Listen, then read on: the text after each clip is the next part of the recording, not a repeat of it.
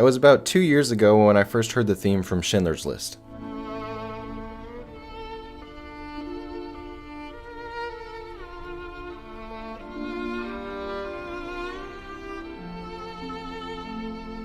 My first reaction to this song was, this definitely sounds like John Williams, and sure enough, I was right.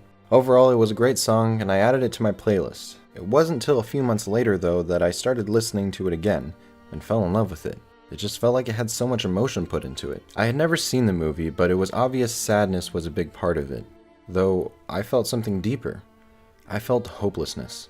Whatever the song was representing, I couldn't help but imagine someone going through the toughest time in their life.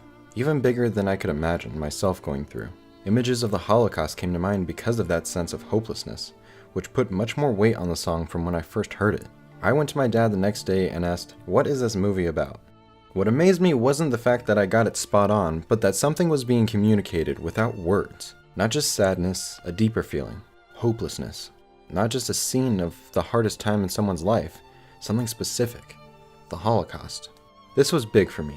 I like orchestrated music, but I understood music in a very linear way. I listened to what sounded good to me. I knew what a song meant because of the name of the song or the words that the person sang, and most songs I knew were classified in my head either as happy or sad. But I was given a new lens to look at music through. One where music had a bigger purpose than just sounding good. It communicated emotions. It was a way of expressing yourself. I had always known about this idea, but I never truly understood it. Music has the ability to communicate specific emotions or even scenes without words.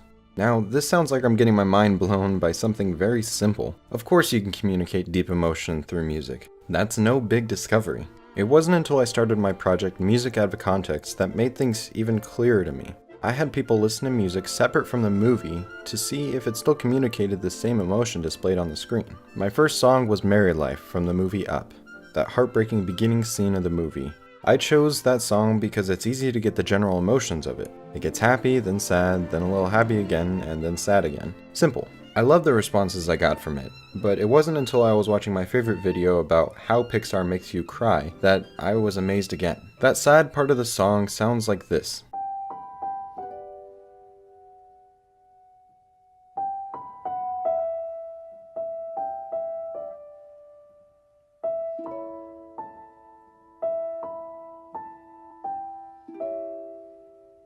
It represents this girl Ellie, and it comes in twice throughout the song, which is why I got these responses. I feel like it turns really quickly too, from like happy, joyful to like sad, and then it gets a little more optimistic, and then I feel like the end is also sad.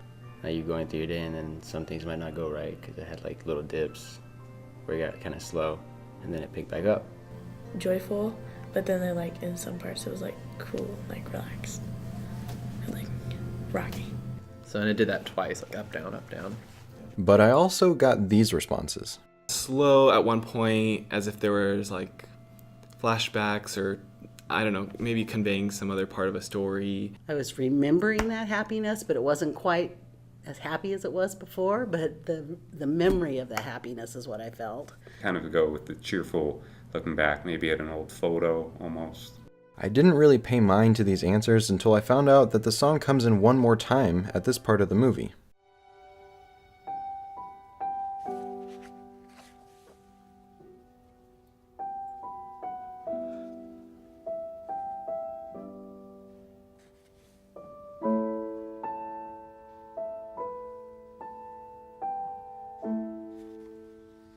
They described a scene that I wasn't even thinking about. Something deeper than an emotion, something more than just a picture, but a scene was being communicated.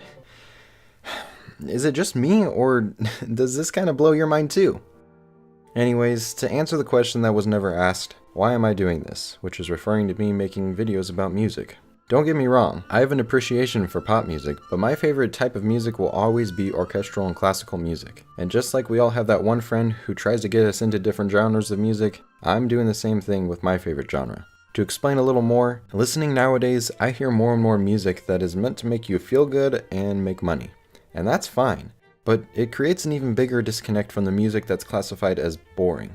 I'll admit, there are a lot of boring classical songs out there, but there is a lost art of communicating without words in there that the next generation will miss out on if we don't practice listening, at least.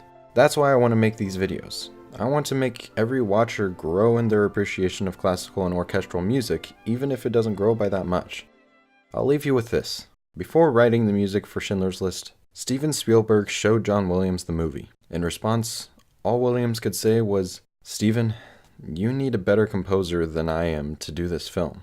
The man who at this point composed Jaws, Star Wars, Close Encounters, Superman, Indiana Jones, E.T., Home Alone, Hook, and even Jurassic Park. He said he wasn't a good enough composer.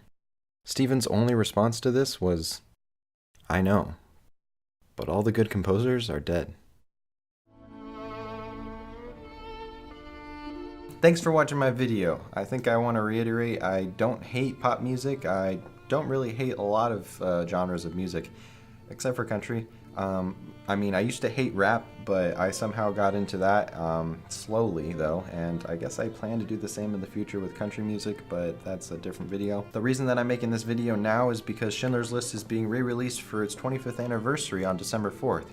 So if you haven't seen the movie yet, I highly suggest you check your local theaters to see the showtimes, and go buy a ticket and go see it on the big screen. It's definitely a movie that everybody needs to see. It's got great acting, great cinematography, and great score. Just go see it. The original song, the theme from Schindler's List, will be posted down here. Next week's episode of Music Out of Context will be on the theme from Schindler's List, and that'll be posted up here when it comes out. And if you like this content, then I suggest you subscribe. Not much else to say, so thanks for watching. Is that good enough? I don't know. Just try it.